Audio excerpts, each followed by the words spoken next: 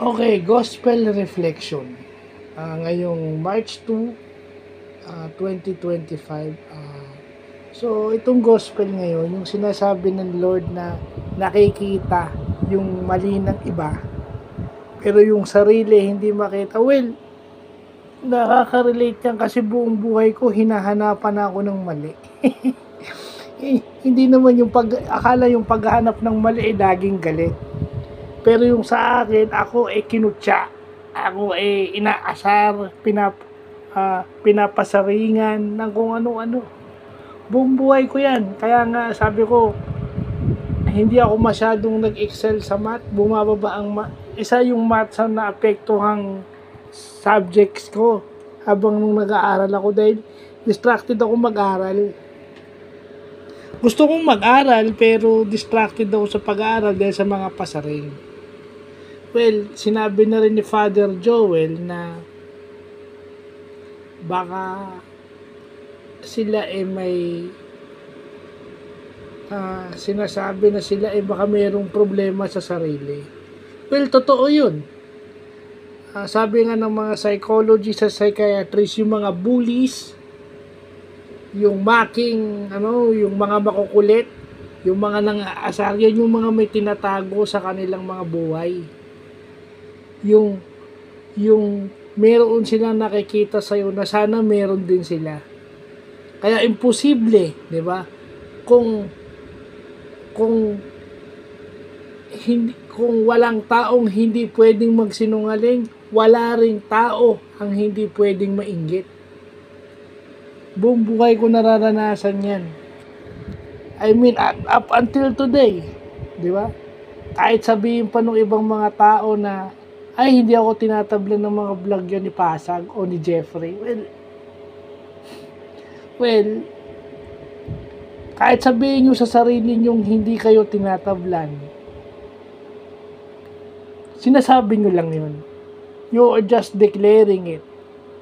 Sinasabi nyo, alam ni Lord na hindi ako tatablan ng vlog ni Jeffrey Pasag. Well, paano mo naman nasabing hindi ka tatablan? The mere fact na sinabi mo yun, tinatablan ka.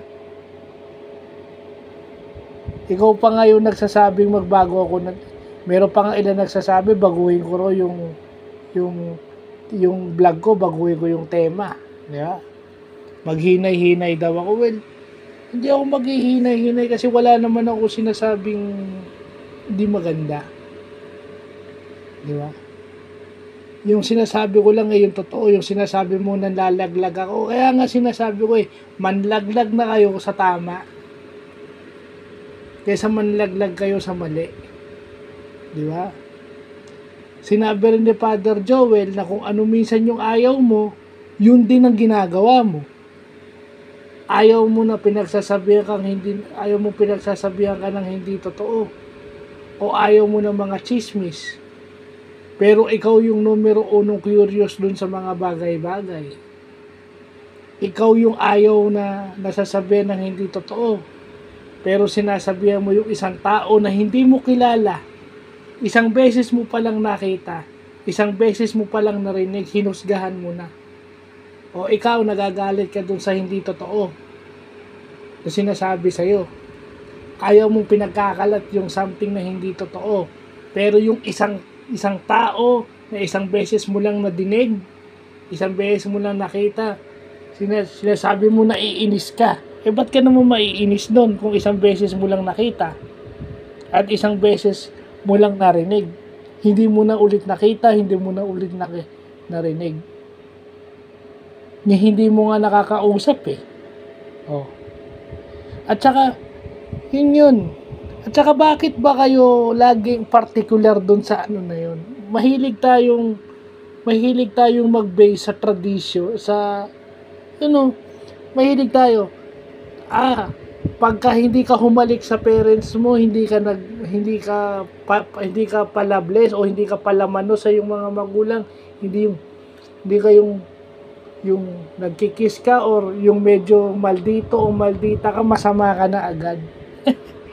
Ang bilis nating i-judge yung mga tao na sasabihin mo porket hindi humahalik sa magulang, hindi ka hinahalikan ng anak mo, hindi nagbi-bless, tahimik lang, sasabihan niyo yung mga anak niyo na matalino ka nga anak, pero wala ka namang galang. Well, sasabihin ko sa inyo, the mere fact na matataas ang grade ng anak nyo, na hindi kayo pinapahirapan magbayad ng tuition dahil isa silang scholar, suklinan nila sa inyo yun. Mahirap ding mag-aral. Lahat ng tao dumaan sa pag-aaral. Hindi nga lang nakarating ng college o ng graduate school o ng doctorate. Pero lahat tayo, bibira lang yung hindi nakapag-aral. Siguro naman kahit grade 1, may narating tayo o grade 3, ganyan. Grade 2, grade 3. Lahat tayo dumaan sa pag-aaral. The mere fact na scholar yung anak mo, Academic Excellence Award kung sa amin sa St. Francis, sukli niya na sa magulang ngayon na siya ay nag-aaral ng gusto. Nakapokus siya sa pag-aaral. Although sige, may pagkamaldita siya, pero hindi ibig sabihin na napakasama na niyang bata. Siya na yung pinakamalditang bata dahil hindi siya humahalik. Hindi siya yung nangangatwiran siya sa'yo, kagaya ko. Di ba? Nangangatwiran sa magulang, ganyan.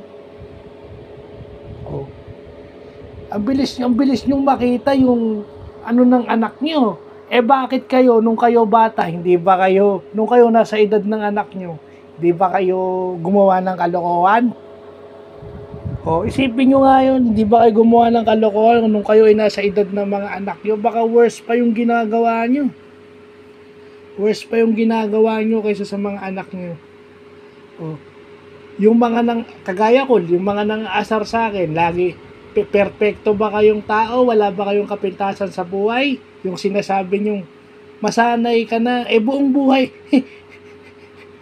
buong buhay ko, inaasar ako Buong buhay ko, inaasar na ako. Sawang-sawa na nga ako Gusto ko namang masanay na iba naman.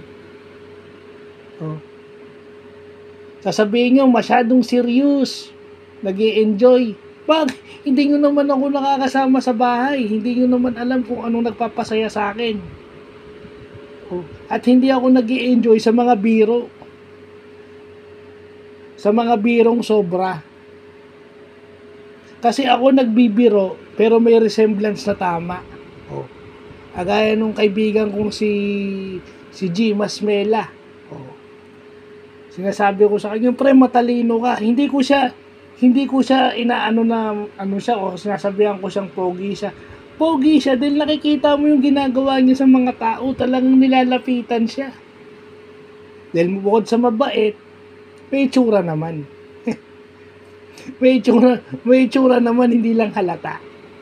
Hindi lang kasi siya pala formang tao, kumbaga, simple lang siya malamit, simple lang siya kumilos, hindi siya yung talagang kinakarir yung pag-aayos. Pero gwapo yun at mabait pa. Pag sinabi kong matalino siya, hindi ko siya kinukutsa. Kung tres, sabihin niya, tres yung grade ko sa transcript ko. Ano ngayon kung tres yung grade mo sa transcript mo? Baka kasi alam natin na baka kaya tres yung grade niya dahil hindi siya pumapasok dahil alam niya na yung topic. Ibig sabihin, baka bago pa lang ituro ng teacher yung topic sa subject na yun, baka alam niya na, kaya minsan tinatamad na siyang pumasok. May mga estudyante ganyan, minsan mas magaling pa sa teacher. Di ba? Hindi lang dito sa Pilipinas, meron din mga estudyante sa ibang bansa na minsan nagrereklamo sila dahil minsan mas alam na nila yung tinuturo ng teacher nila bago pa ituro ng teacher nila at lalong hindi nila maintindihan yung turo ng teacher nila. So, yung katalinuhan kasi, hindi naman mami-measure sa grade yun. Hindi ka nga pumapasok kasi naiinip ka na sa eskwelahan.